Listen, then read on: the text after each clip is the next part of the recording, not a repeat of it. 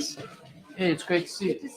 You all right? We're doing great. We're live. We have our first special guest here, and I'm about to turn the camera around because they are a force. Oh, we're live. Hello. Yes. Are we live? Yes. Well, hello. Hi. All right. Hello. There you go. If you can move your chair over just a little bit. And all three of you are here. Outstanding, Oh, outstanding. yeah. Well, Luca, we- you want to move a bit this way, Luca? Just get you in the middle there as well. Stuck in the middle with and then you. I'll turn the. How's it sound with the door? Oh, let me check. Hold on 1 second. Come and close the door. Yeah, let me close it. I can go. Yeah, good.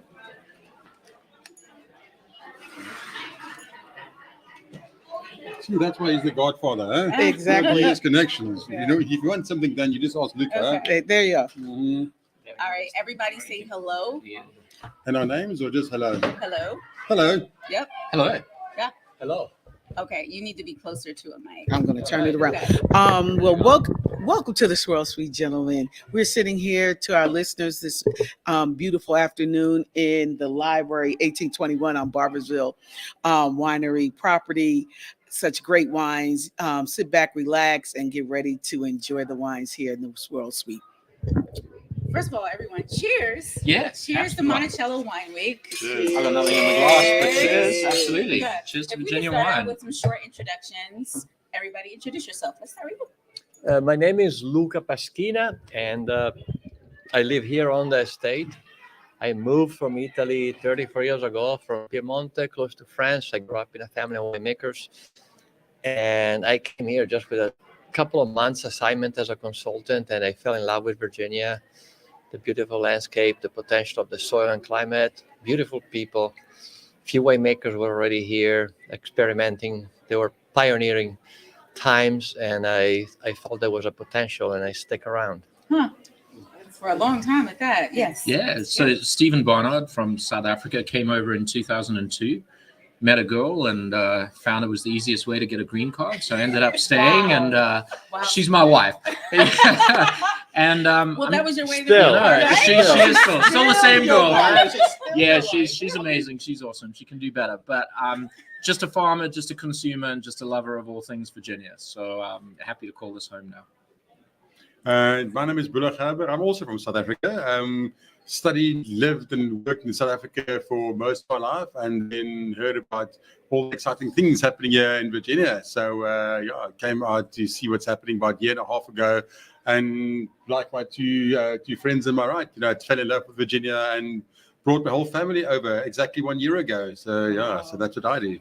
outstanding. Outstanding. You guys got to tell us, like, what is special about this part of Virginia? What is special about Monticello that kept you here?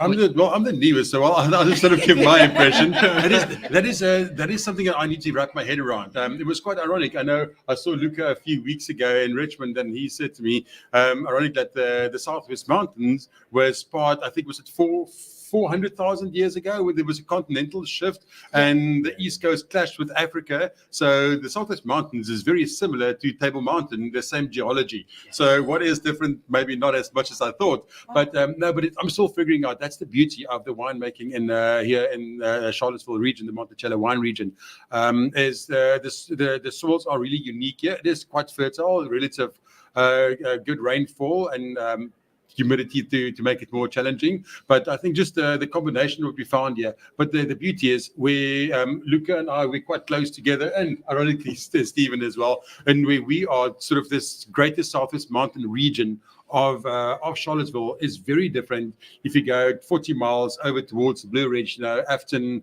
So there's a lot of different, and then if you go over the mountain into the Shenandoah, again, very different. So I probably didn't answer your question. No, you did. But You it's just a combination. I don't know, Stephen, what your take is. Yeah, I mean, take it away from a geological aspect, which Bull is rightly pointing out to. I just love sort of the collaborative and the transparency and the spirit of helping each other, recognizing that we are a young industry, but very new, really only started in the 1970s.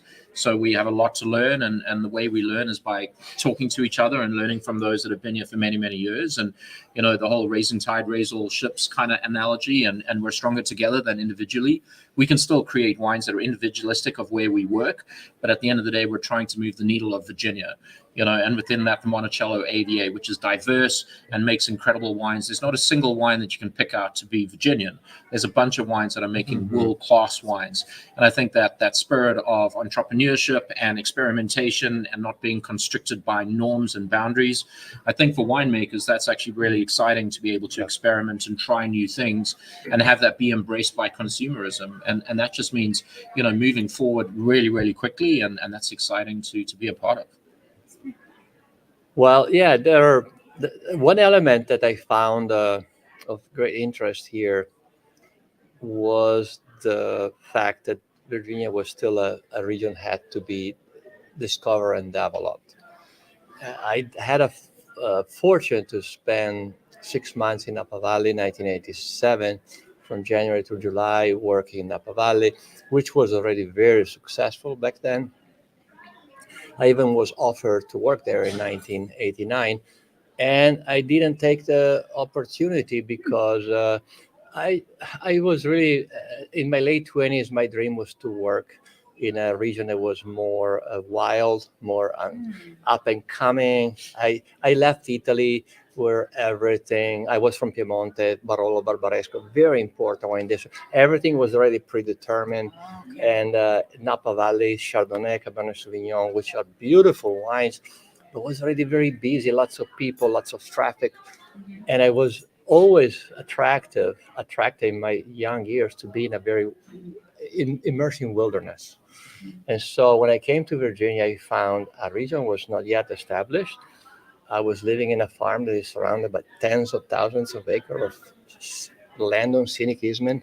In the evening, everything turns dark here. You see the stars. And I felt this is the place where I'm going to be immersing nature of beauty, landscapes.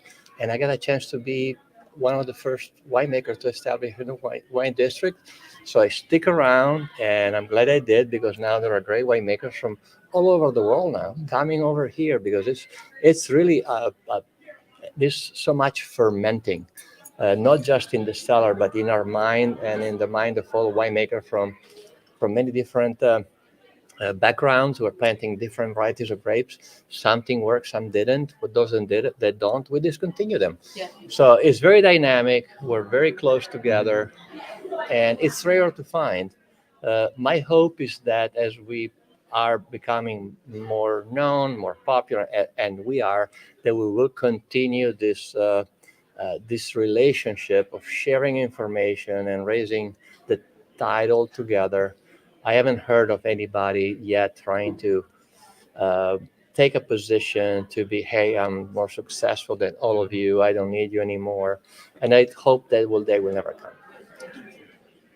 Well, gentlemen, can you each tell us which wineries in this area that you are representing today, and tell us what your favorite varietal is from wine? And since we're drinking red, what's your favorite red? Reds. Ooh. Yeah. So I'm from Southwest Martin's Vineyards, one of the newest wineries in this Monticello AVA. And sorry guys, I'm going to be that guy, but I really love the Cabernet Francs from Virginia. Sorry, that was the Trump. Stephen, over to you. That was my answer. I worked at Keswick Vineyards for 21 years, and I was very proud of the Cabernet Sauvignon that we made out there, because if you think of a climate that is really not conducive to doing that consistently, Virginia's that hot and humid. So while I love Cabernet Franc, and I think Virginia does it incredibly well, I was very proud of the Cabernet Sauvignon that we did out there, just because it sort of stood out for one of those rarities that we could make year in, year out for the most part, right? And that's what we're pouring tonight as well, which is great. Yeah. So note to self, you got to go try it. Yeah. Well, Sorry, Luca. Terrible to go lost. If I get asked so many times, what's your favorite white wine? What's your favorite white wine or red wine? For white wine, my favorite Vermentino does extremely well because of the climate, warm, but on reds, I am I am in between Cabernet Franc and Nebbiolo, for example. Oh, sure. Merlot is so strong. It's what I'm looking for to say what's the best variety. I'm looking for which one has the highest consistency. So I would say that Merlot, Franc, and Nebbiolo, they have a very high consistency, also in lesser growing season, a season where it's more wet. For us, those three, I think, are where we have that consistency. So singling one out, it's not a matter of being fair. I think the all three have shown great consistency: Merlot, Franc, Petit Verdot, and Nebbiolo. And I mean, let's be honest, Barboursville is the epitome of consistency over 50 years in Virginia. Yeah. I mean, you could pick a range of wines and say that's the best one. So the best one is what's in your glass at that particular time. Yeah. Exactly. Yeah. Exactly. I love it. Guys, this was wonderful. We don't want to take too much of your time. Thank you. Thank you. Thank for you very sitting much down for with talking us. to us. That's it. No more That is it. That was questions. it. No more questions, I right? thought there were some more. I thought they wanna know more. All right, Yeah. started. Okay. We just got If warmed you up. want to circle back after you had a couple more drinks, we would love for you to come back. and answer Conversation. No, it's okay. Wine, though, might be something totally No, that's different, okay. right? Hey, thank you to you both, and God Thank bless You you. did well. Cheers. Thank you. Yeah. Thank you. Thank you. Bye. Okay. Don't forget, that's your phone. Jerry's Cabernet Franc. Yeah, Sorry, Jeremy. buddy. Where the hell? Well, I just- That was my stock on. Okay, keep on.